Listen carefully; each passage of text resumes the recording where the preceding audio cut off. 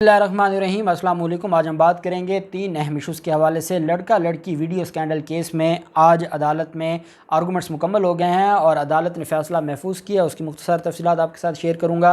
नाअहली का जो मामला है और नाअहली का जो मुनहरफ अरकान के हवाले से सीनियर कानूनदान की जो राय है कि किस तरीके से ये नाअहली ताहयात नाअहली होने वाली है, और उसके बाद जो ज़मीर फ़रोश थे वो ये सोचने पर मजबूर हो गए हैं कि हम पैसा कितना अरसा खाएंगे और हम सारी ज़िंदगी ना इलेक्शन लड़ने के काबिल होंगे, इस वजह से वो पीछे हटना शुरू हो गए हैं। नाअहली के हवाले से सीनियर कानूनदान और मुशीर पार्लिमानी अमूर वज़ीर-ए-आज़म इमरान खान जो रेफरेंस तैयार कर रहे हैं, जिन्होंने समरी भिजवाई है डॉक्टर बाबर अवान साहब, उन्होंने इस पर तफसीलन बात की है, वो भी मैं आपके साथ शेयर करूँगा। और आखिर में हम बात करेंगे कि रजिस्ट्रार इस्लामाबाद हाई कोर्ट का एक तारीखी ब्लंडर सामने आया है। वो जो अपोजिशन को रिलीफ देने के लिए और अपोजिशन की दरख्वास्त को बग़ैर स्क्रूटनी के वो ऑनरेबल जो अदालत है उसमें फ़िक्स कर देते हैं, और उसमें जब वो ब्लंडर सामने आता है कि इतने बड़े बड़े ब्लंडर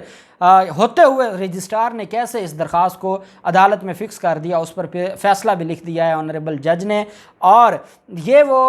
रजिस्ट्रार साहब हैं जिन्होंने वज़ीर-ए-आज़म इमरान खान की दरख्वास्त पर तो छोटी छोटी चीज़ों पर एतराज़ लगाए थे, अपोजिशन की दरख्वास्त को बग़ैर एतराज़ के जब गुजारा तो कैसे वो उसमें फंस गए, और उनके खिलाफ जो कार्रवाई का मामला है और इस्लामाबाद हाई कोर्ट का जो फ़ैसला सामने आया है उसकी तफसील मैं आपके साथ शेयर करूँगा। और अपोजिशन की दरख्वास्त भी मुस्तरद हुई है, वो भी मैं आपके साथ शेयर करूँगा। और ये पीटीआई के ख़िलाफ़ दरख्वास्त थी। पहले हम देख लेते हैं लड़का लड़की तशद्दुद केस का। Usman Mirza video scandal case में एक अहम पेशरफ्त हुई है, और आज जो इस केस में जो मुल्ज़मान हैं उन्होंने अपने जो आर्गूमेंट्स हैं वो मुकम्मल कर लिए हैं। पहले एविडेंस हुई, एविडेंस मुकम्मल हो गई, जिरा हुई, और 342 की स्टेटमेंट जिसको हम डिफेंस स्टेटमेंट कहते हैं वो मुकम्मल हुई, और आखिर पर फाइनल आर्गूमेंट्स हुए। हर मुल्ज़िम के वकील ने अपने आर्गूमेंट्स अदालत के सामने रखे, और आज अदालत ने ये फ़ैसला महफूज कर लिया है, और अदालत ने 25 मार्च को ये फ़ैसला सुनाया जाएगा Usman Mirza video scandal case में।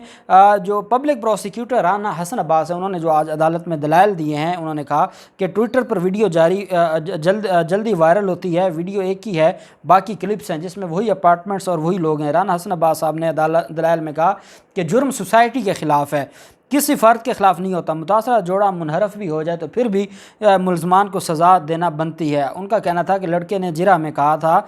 कि FIR अंदराज के बाद 5-4 दफ़ा गोलड़ा पुलिस स्टेशन गया। मुतासरा लड़का ख़ुद मानता है कि वक़ूआ की तफसीलात याद नहीं हैं। पब्लिक प्रोसिक्यूटर ने कहा कि लड़के ने जिरा में कहा था कि मैं वीडियो में हूँ और डार्क ग्रे कलर की शर्ट पहनी हुई है। राना हसन अब्बास साहब ने दलाइल में कहा कि वीडियो में नज़र आने से मुतल्लिक मुतासरा लड़के ने लड़की के साथ होना तस्लीम किया है। वो सारी चीज़ें पहले तस्लीम कर चुके हैं, अब वो मुनहरफ हुए हैं। सिर्फ उनके मुनहरफ होने की वजह से मुल्ज़मान को रिलीफ नहीं दिया जा सकता, क्योंकि ये सोसाइटी के ख़िलाफ़ जुर्म है। पूरी कौम इस पर खड़ी हो गई, पूरी कौम तकलीफ़ में थी, पूरी कौम इस पर कांप उठी थी। इस वजह से इनको सज़ा दी जाए और कैपिटल पनिशमेंट दी जाए। अदालत ने 25 मार्च को अब इसके ऊपर जो ऑनरेबल जज हैं, ये वही जज साहब हैं जिन्होंने नूर मुकदम कत्ल केस का फ़ैसला सुनाया था। अब डिस्ट्रिक्ट एंड सेशन जज साहब यह फ़ैसला 25 मार्च को, और ये मैं समझता हूँ कि एक तारीख़ी फ़ैसला होगा, और इंशाअल्लाह का जो इसमें दरिंदे हैं उनको सज़ा मिलेगी। फिर मामला आ जाता है मुनहरफ अरकान के वापस ना आए तो उनकी नाअहली का जो मामला है, इस पर डॉक्टर बाबर अवान साहब सीनियर एडवोकेट हैं सुप्रीम कोर्ट ऑफ पाकिस्तान के। उनका बतौर कानूनदान उनको सारी दुनिया जानती है, और साथ ये है कि वो मुशीर हैं पार्लिमानी अमूर के। ये जो सदारती रेफरेंस तैयार हो रहा है, एक और चीज़ मैं आपको बताऊं कि आज वज़ीर-ए-आज़म इमरान खान से अटार्नी जनरल साहब ने मुलाकात की। आज जब सुप्रीम कोर्ट ऑफ पाकिस्तान की जो हेयरिंग थी वो मुकम्मल होने के बाद फ़ौरन अटार्नी जनरल साहब तशरीफ़ लाए थे वज़ीर-ए-आज़म साहब के पास, और वज़ीर-ए-आज़म साहब से उन्होंने सारी चीज़ें उनके सामने रखी, आज की हेयरिंग के बारे में बताया, और साथ ये भी कहा कि हमारा मामला अब सुप्रीम कोर्ट में चला गया है। कारकुनान को हमने ये समझाना है कि वो कानून अपने हाथ में न लें, और हम कानून के मुताबिक और सुप्रीम कोर्ट से रिलीफ़ ले लेंगे। सुप्रीम कोर्ट हमारे हक़ में तब भी रिलीफ़ देगी जब हमारे कारकुनान कानून हाथ में नहीं लेंगे। साथ सदारती रेफरेंस के हवाले से भी चीज़ों को डिस्कस किया गया, और जो चीफ जस्टिस साहब ने एक सजेशन दी कि हमें पता चला है कि आपको सदारती रेफरेंस लेके आ रहे हैं, तो वो भी आप मंडे की सुबह जमा करवा दें, ताकि हम फिर इन दो दरख्वास्त को भी और पिटीशन को भी और रेफरेंस को भी इकट्ठा सुनेंगे, और उसमें बाकी जमातों के लोग भी आ जाएंगे, तो कानून के मुताबिक हम इसके ऊपर फ़ैसला कर देंगे। अब होता यह है कि बाबर अवान साहब ये कहते हैं کہ نہلی کا جو معاملہ ہے 2018 کی ججمنٹ ہے سپریم کورٹ آف پاکستان کی، اور اس کے آتھر بھی اور اس بینچ کے ہیڈ بھی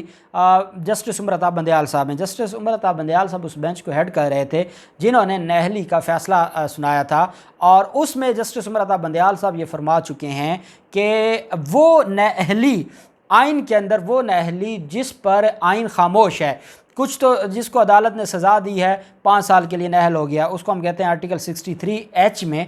وہ 5 سال کے لیے نہلی ہے، لیکن 2018 کی ججمنٹ میں جب 62(1)F کا فیصلہ سنا رہی تھی عدالت نواز شریف اور جہانگیر ترین کی نہلی کے حوالے سے، تو اس میں عمر عطا بندیال صاحب نے یہ فرمایا تھا کہ نہلی سے مراد یہ ہے کہ جہاں آئین کے اندر نہلی کی سزا ہو لیکن آگے سال نہ دیے گئے ہوں، اس کو خالی چھوڑ دیا گیا ہو، ٹائم نہ دیا گیا ہو، تو اس نہلی سے مراد ہوتا ہے تا حیات نہلی۔ اور یہ 5 رکنی بینچ کا نہلی کے معاملے پر انہوں نے رولز دے دیے ہیں، انہوں نے گائیڈ لائن دے دی ہے کہ نہلی کیسے ہوگی۔ اس پر بابر اعوان صاحب کا کہنا ہے کہ اب ہمارا ریفرنس بھی جائے گا اسی چیف جسٹس کے پاس جو اس وقت چیف جسٹس ہیں، اور اس وقت وہ بینچ کے ہیڈ تھے، اور 5 رکنی بینچ کا فیصلہ ہے۔ اس وجہ سے بابر اعوان صاحب نے کہا کہ ہمارے وہ دوست ہیں جو 12-13 منحرف ارکان ہیں، وہ ہمارے دوست ہیں، اگر وہ اتنی بڑی غلطی کریں گے تو ان کو پتہ ہونا چاہیے یہ ٹکٹیں ان کے کام نہیں آئیں گی اور وہ نائل ہو جائیں گے ہمیشہ کے لیے، تو ان کے پلے تو بچے گا کچھ نہیں۔ اس وجہ سے ان کو بچنا چاہیے، خوف کھانا چاہیے اس وقت سے جب وہ عمران خان سے بغاوت یا غداری کرنے کا سوچتے ہیں۔ تو نہلی کے حوالے سے میں سمجھتا ہوں کہ کلیئر کر دیا بابر اعوان صاحب نے۔ اب سپریم کورٹ کی اپنی ججمنٹ ہے اور وہی آنریبل جج صاحب ہیں، تو انہی کا پوائنٹ آف ویو ہے اور وہی اسی کے اوپر ہی عمل درآمد ہوگا۔ نہلی تو تاحیات ہوگی، نہلی کب سے شروع ہوگی یہ الگ معاملہ ہے۔ اگر وہ ایک ووٹ 15 کروڑ کا دے بھی دیں، اس کے بعد اگر سپریم کورٹ کہتی ہے کہ نہلی تاحیات ہوگی، تو اس کے بعد کوئی پاگل ہے جو ان کو ووٹ دے گا اور عمران خان کے خلاف جائے گا، وہ تو آ کے معافی پاؤں پڑ جائے گا کہ جناب معافی دے دیں، ہم اب آپ کے خلاف ووٹ نہیں دیتے، بعد میں ہم پارٹی بھلے چھوڑ دیں، کم از کم ہم سیاست کرنے جوگے تو ہوں گے۔ تو یہ معاملہ اس طریقے سے ان کے گلے پڑ چکا ہے، اور یہ بابر اعوان صاحب نے بڑی لیگل اور اہم چیز بتائی ہے۔ اب ہم آ جاتے ہیں جو میں نے آپ کو کہا کہ جو رجسٹرار صاحب ہیں اسلام آباد ہائی کورٹ کے، ان کی طرف سے ایک بلنڈر، ایک درخواست دائر کی گئی تھی۔ جسٹس عامر فاروق صاحب نے ایک درخواست ان کے سامنے رکھی گئی تھی، ڈی چوک اور ریڈ زون میں سیاسی جماعتوں کے جلسوں کو رکوانے کے حوالے سے یہ درخواست دائر کی گئی تھی۔ اس نوعیت کی ایک پہلے درخواست تھی جس کو ڈسپوز آف کیا تھا chief justice Umar Ata chief justice اطہر من اللہ صاحب نے۔ اسی نوعیت کی یہ دوسری درخواست تھی جو جسٹس عامر فاروق صاحب کے پاس گئی، اور جسٹس عامر فاروق صاحب کے پاس جب وہ جاتی ہے فیصلہ محفوظ ہوا تھا، تو آج انہوں نے فیصلہ جاری کیا ہے۔ انہوں نے کہا اس درخواست کے اندر ہوا یہ کہ وہ جو درخواست گزار تھا اس نے سپریم کورٹ کو بھی اس میں پارٹی بنا دیا، بطور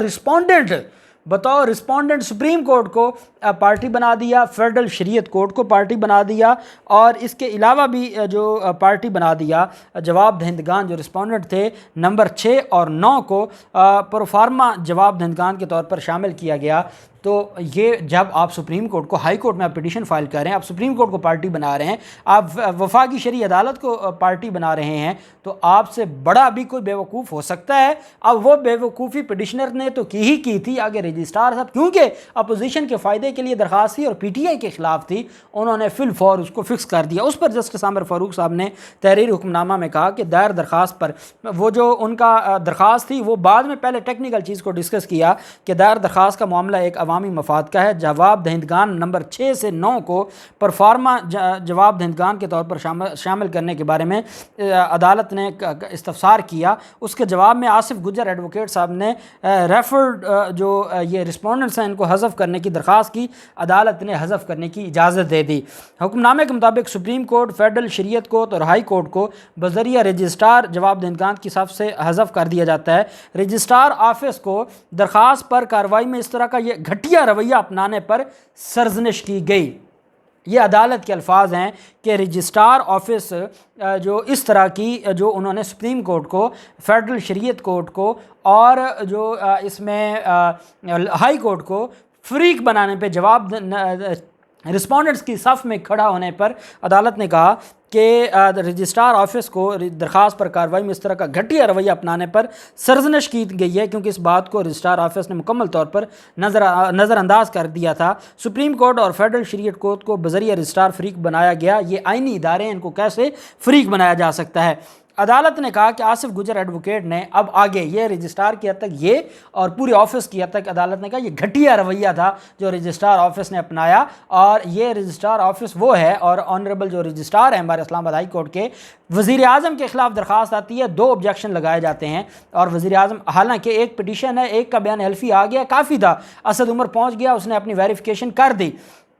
اس پر رجسٹرار کے پاس یہ اختیار ہے کہ وہ آبجیکشن لگائے بغیر کیس کو آگے بھیج دیتا، لیکن انہوں نے نہیں کیا کیونکہ وزیر اعظم کے خلاف تھی، اور یہاں پر جو درخواستیں ہیں وہ کس طریقے سے انٹرٹین ہوتی ہیں اس پر عدالت نے کہا۔ بہرحال آصف گجر کی جو درخواست تھی کہ ریڈ زون کا جو معاملہ ہے اور یہ ساری چیزیں جو پی ٹی آئی کا جلسہ ہے، عدالت نے کہا کہ آئین کے مطابق احتجاج یا جلسے کرنے کا حق ہے، ہاں اگر کوئی آئین کی خلاف ورزی کرتا ہے تو یہ انتظامیہ کے پاس اختیار ہے کہ وہ اس سارے معاملے کو دیکھ سکتی ہے۔ جو یہ کہتے ہیں کہ ریڈ زون میں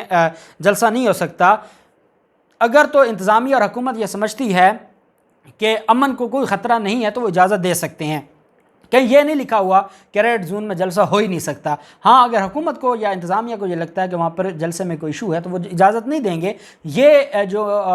سارے کا سارا اختیار ہے یہ انتظامیہ اور حکومت کے پاس ہے۔ عدالت نے کہا کہ احتجاج ہونا اور احتجاج کی جو ریکوائرمنٹس ہیں اور احتجاج کے لیے جو پرسکرائبڈ لمیٹیشنز ہیں وہ آئین نے لکھ دی ہیں، اس وجہ سے عدالت اس میں انٹرفیئر نہیں کر سکتی۔ حکومت کو ضرور ہدایت کرے گی، جیسے پہلے چیف جسٹس اطہر من اللہ صاحب نے کی، کہ آپ ان ساری چیزوں کو مد نظر رکھیں تاکہ آپ نے اجازت دینی ہے اور وہاں پر کوئی معاملات خراب ہوئے تو پھر آپ ہی اس کے ذمہ دار ہوں گے، اور ڈیفینیٹلی ایسا ہی ہوتا ہے، انتظامیہ ہی ذمہ دار ہوتی ہے۔ تو عدالت نے ان کی درخواست کو داخل دفتر کر دیا، نمٹا دیا، اور یہ جو درخواست پی ٹی آئی کا، یہ basically D Chowk per P T I کا جلسہ رکوانے کے لیے دوسری درخواست تھی، اور اسی طرح کی پھر ایک درخواست سپریم کورٹ میں دی گئی تھی، سپریم کورٹ بار کی طرف سے، تو اس پر یہ رجسٹرار صاحب کے حوالے سے، یہ رجسٹرار آفس کے حوالے سے بڑے سخت ریمارکس دیے ہیں جج صاحب نے، اور یہ ساری چیزیں کھل کر سامنے آ رہی ہیں۔ دیکھتے ہیں کیا ہوتا ہے، جو بھی تفصیلات ہوں گی آپ کے ساتھ شیئر کرتے رہیں گے۔ اللہ پاک پاکستان کا حامی و ناصر ہو۔ بہت شکریہ، اللہ حافظ، پاکستان زندہ باد۔